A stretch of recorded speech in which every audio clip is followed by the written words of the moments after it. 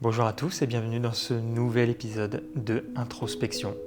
Aujourd'hui, c'est la suite du tout premier épisode que j'ai fait sur cette série de vidéos d'introspection. Parce que la dernière fois, j'avais envie de parler de plein de choses et au final, si je continuais, la vidéo allait durer 2 heures. Donc finalement, c'est un petit peu la deuxième partie de cette vidéo-là, où on parlait beaucoup d'acceptation de soi, de confiance en soi, mais aussi j'ai commencé à parler du regard des autres. Et c'est un petit peu ce dont je vais vous parler aujourd'hui. Donc, il est grand temps de faire une introspection.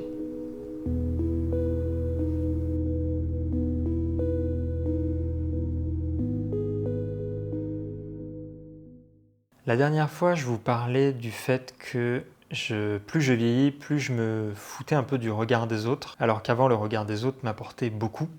Je pense comme beaucoup de gens à notre époque, surtout dans une société qui est beaucoup omnubilée par l'image. Mais donc, comme je vous le disais, plus je vieillis, plus j'ai confiance en moi, et plus je me fiche un peu du regard des autres, ou en tout cas, ça a moins d'importance pour moi. Et je pense qu'il y a eu un événement clé, je pense, dans ma vie, qui a fait que je me suis moi-même confronté au regard des autres de manière plus large. Et c'est YouTube. Alors même si aujourd'hui j'ai pas un grand nombre d'abonnés, ce qui fait que j'ai pas énormément de commentaires ou de messages, juste le fait de savoir que potentiellement il peut y avoir n'importe qui peut me juger en voyant mes vidéos, ça peut être terrifiant. Et pourtant, pour l'instant, en tout cas pour moi, c'est plutôt l'inverse. J'ai beaucoup plus confiance en moi grâce à YouTube. Parce que pour l'instant, j'ai très peu de commentaires, comme je vous le disais, mais le peu de commentaires que j'ai sont plutôt bienveillants. Et c'est toujours cool de recevoir un commentaire sympa d'une personne qui dit j'en ai quelques-uns en exemple, ou sur la toute première vidéo que j'ai faite sur mon apprentissage du piano, j'ai eu un commentaire d'une personne qui m'a dit que ça lui avait tellement plu ma vidéo qu'il s'était enfin lancé à acheter un piano pour faire pareil. Pour moi, c'est le meilleur cadeau qu'on puisse me faire en tant que créateur de contenu. C'est de pouvoir partager des choses avec les gens et que ça les inspire. Et ça, c'est un énorme boost pour la confiance en soi. Mais parfois, ça suffit pas. Pendant quasiment tout le long de ma vie, je dis pas qu'aujourd'hui, le regard des autres ne m'atteint plus du tout. Mais pendant très longtemps, le regard des autres était très très important pour moi. Et d'ailleurs, parfois, nos comportements sont liés à comment tu veux que les gens te voient à toi. Par exemple, s'il est socialement acceptable d'être gentil, c'est parce qu'on sait que cette gentillesse, ça va nous permettre d'accéder à l'amour des autres. Après, c'est évidemment pas que pour ça qu'on est gentil. L'humain, c'est un être social, donc il veut absolument connecter avec des émotions positives, comme l'amour. Que ce soit avec le regard amoureux, enfin romantique, professionnel, familial, etc. Et je pense que j'ai beaucoup été comme ça, de par mon éducation, c'est-à-dire que mes parents m'ont appris à être respectueux, gentil, empathique envers les autres. Et donc c'est aussi pour ça que je veux que les autres soient pareils avec moi. Mais aussi parce que je déteste les conflits. Je ne sais pas pour vous, mais moi ça me tétanise. Et je ne sais pas comment réagir face à ce genre de situation. Après, j'ai beaucoup de chance parce que, en tout cas ces dernières années, j'ai très peu de conflits avec mes proches. Et je pense qu'il y a aussi le fait de moins prendre les choses à cœur. Je sais qu'il y avait beaucoup de choses que j'arrivais pas à gérer, ou en tout cas j'arrivais pas à gérer ces émotions-là, parce que je prenais beaucoup de choses à cœur et que du coup le regard des autres était très important, tout simplement parce que ça touchait quelque chose en moi et qui fait qu'il y avait, je pense, de l'ego aussi, il y a beaucoup d'ego dans le regard des autres, qui était mal placé. Mais aujourd'hui, je prends moins les choses à cœur. Ça ne veut pas dire que je les prends jamais à cœur, mais je suis plus résilient, entre guillemets. Par exemple, si je devais voir un ou une amie, qu'on organisait ce truc, et que la personne finalement annule au dernier moment, je pouvais être plus facilement vexé, et je me disais, est-ce que c'est de ma faute? Est-ce que je ne suis pas assez important pour la personne pour qu'elle annule ce rendez-vous? Alors qu'aujourd'hui, en fait, je comprends que tout simplement, peut-être que les personnes ont aussi une vie et que tout ne tourne pas autour de moi. Et d'ailleurs, je le fais aussi. Je me permets plus d'annuler des choses. Alors moi, je sais que je le fais toujours pas au dernier moment parce que je déteste ça. En tout cas, j'aime pas qu'on me le fasse, donc j'essaye de ne pas annuler. Mais je le prends moins à cœur parce que je sais que c'est pas parce que la personne m'aime moins, tout simplement. Mais c'est très difficile aussi de se détacher du regard des autres parce qu'on est aujourd'hui constamment jugé et parfois ça influence notre comportement et aussi notre manière d'être pour plaire par exemple à un groupe ou à une majorité, pour rentrer dans le moule tout simplement et surtout pour ne pas être trop différent. Moi ça je l'ai beaucoup vécu, j'ai essayé toujours de rentrer dans le moule parce que j'avais pas envie d'être... Enfin, c'est très contradictoire parce qu'en fait, j'avais envie d'être différent des autres parce que je savais qu'être unique, c'était quelque chose qui était positif, mais dans la société, ce n'était pas le cas. Donc, il fallait que je me fasse discret, que je me fonde dans la masse. En tout cas, c'est comme ça que je le ressentais beaucoup au collège ou au lycée. Et se démarquer des autres, ça voulait aussi dire être vu par plus de gens et donc potentiellement être jugé par plus de gens. Je pense que c'est aussi en partie pour ça que j'ai pas conscientisé ma bisexualité à cette époque-là et que je l'ai conscientisé beaucoup plus tard, à un moment où j'avais moins de considération pour le regard des autres, ou en tout cas c'était moins important pour moi. Mais j'aurais jamais pu faire mon coming out, même si j'aime pas le mot, au collège ou au lycée. Déjà parce que j'avais aucune représentation. Je crois que dans mon collège, il devait y avoir un mec gay, ou je sais même pas s'il y avait des personnes bi à l'époque. Donc très peu de représentation et surtout des comportements de collégiens qu'il y a encore aujourd'hui avec les adultes. On voit très bien comment nos parents nous ont éduqués. Pour dire homosexuel, à l'époque, je me rappelle, on disait PD. Et je me souviens d'ailleurs c'était au collège, j'ai un souvenir qui me revient souvent, justement pour parler de ce truc de regard des autres lié à ma bisexualité. C'est qu'à l'époque, j'ai toujours été quelqu'un d'assez mince, un peu androgyne, peut-être un peu efféminé dans le comportement, je sais pas. Et donc, un élève, je sais plus qui c'était, m'avait dit que j'étais PD, pour dire gay. Et ça m'avait tellement contrarié que j'avais crié devant tout le monde que j'étais pas gay. Et je suis parti dans les toilettes tellement j'étais énervé et je me suis enfermé. Et ça montre à quel point le fait qu'on me dise que j'étais gay et donc différent, ça ne me convenait pas. Parce que c'était pas la norme. Et que ce regard que les autres portaient sur moi ne me plaisait pas non plus. Parce que du coup, ça voulait dire que les gens pensaient que j'étais gay ou en tout cas pas hétérosexuel. Donc en dehors de la norme. Et ça m'avait beaucoup contrarié. Aujourd'hui, je me rends compte qu'en fait, c'était tout simplement parce que je pense qu'à l'intérieur de moi, j'avais compris que j'étais pas hétérosexuel. C'est juste que je l'ai intériorisé pendant des années. Mais donc c'est fou à quel point de se dire que, à l'époque, donc c'était début des années 2000, le mariage pour tous venait tout juste d'être voté. Je crois peut-être même pas encore. Quand j'étais au collège, je devais avoir peut-être 12 ans quand on m'avait dit ça. Et ça m'avait touché parce que j'avais envie d'être différent, mais j'avais pas envie que les gens le sachent, je pense. Et au final, aujourd'hui, je comprends très bien pourquoi j'avais pas envie. Parce que être gay, c'était pas bien vu à l'époque, ou même bi, ou être LGBT, même si le mot n'existait, je sais même pas si le mot existait à l'époque. C'était pas c'était pas la norme, c'était pas la majorité, parce qu'au final, ce qu'on appelle la normalité et la norme, parce que ça n'existe pas, la norme. Enfin, la normalité, elle n'existe pas. Parce qu'on est tous uniques. Chaque être humain est unique. Donc la norme, elle n'existe pas. Ce qui, en fait office de normalité, c'est la majorité. Et effectivement, les personnes LGBT sont minoritaires. En tout cas, surtout à l'époque où on n'en parlait pas beaucoup. Et donc j'avais peur d'être rejeté, je pense aussi. Comme on rejette toutes les minorités. Et donc si je reviens un peu sur YouTube, j'aurais jamais pu ouvrir une chaîne, par exemple à cette époque-là, de collège et lycée, parce que les likes, le nombre d'abonnés, les vues, tout ça, ça aurait été compliqué à gérer pour moi, je pense. Parce que j'aurais accordé énormément d'importance. Franchement, aujourd'hui, je m'en fiche un peu. Enfin, je pense que beaucoup de gens doivent se moquer, ou en tout cas peut-être pas dans mes proches, mais les gens qui ne me connaissent pas et qui voient que j'ai même pas 200 abonnés, que je fais très peu de vues, ils doivent se dire mais pour qui il se prend, enfin voilà.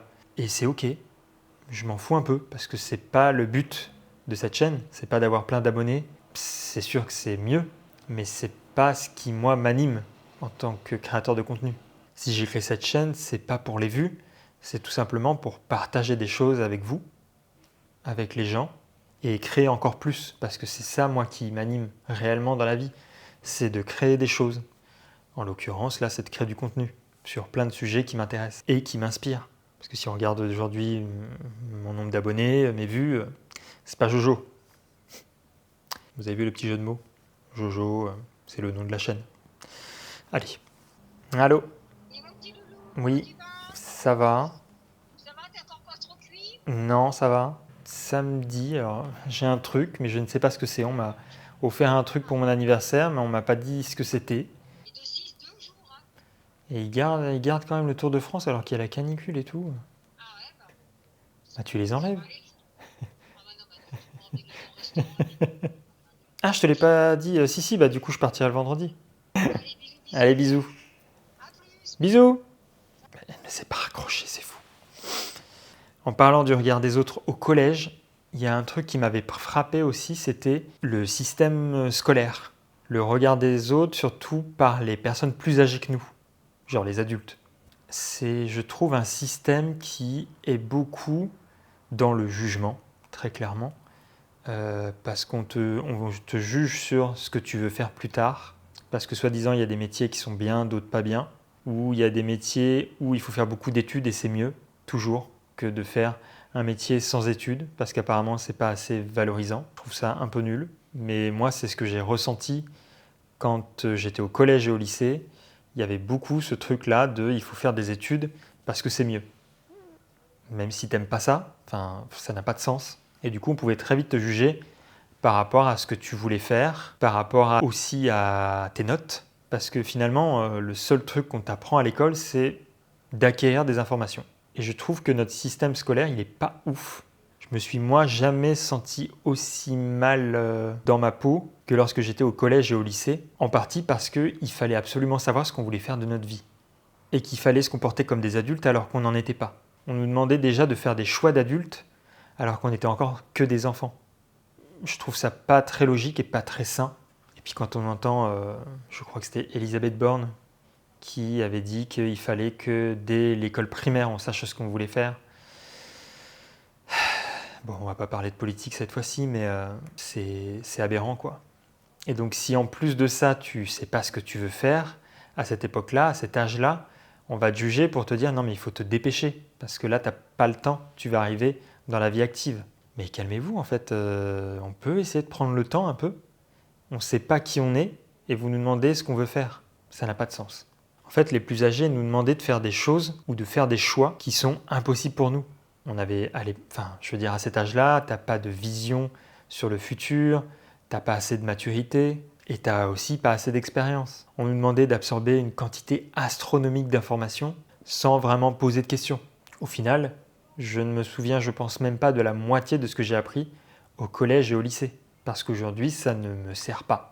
Mais heureusement, en grandissant, on apprend, on acquérit de l'expérience et on s'entoure de personnes qui nous correspondent et où du coup le jugement sera beaucoup moins important. En tout cas, dans les relations saines. Je pense que le regard des autres, il sera toujours là. On ne pourra pas s'en défaire. On vit dans une société totalement liée à l'image et au soi. Mais je pense qu'on peut essayer de trouver un équilibre. Et plutôt de se demander, est-ce que je suis aligné avec qui je suis, avec qui je veux être, ce que je veux faire et ce qui me rend heureux. Parce que c'est, je pense, ça qui, moi, a fait que le regard des autres m'atteint moins.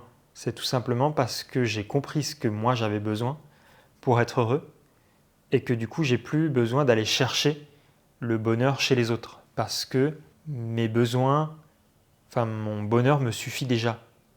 En plus, on évolue avec l'âge et donc le regard que tu portes sur toi-même, il change au fil des années et il est toujours en constante évolution à travers toute ta vie.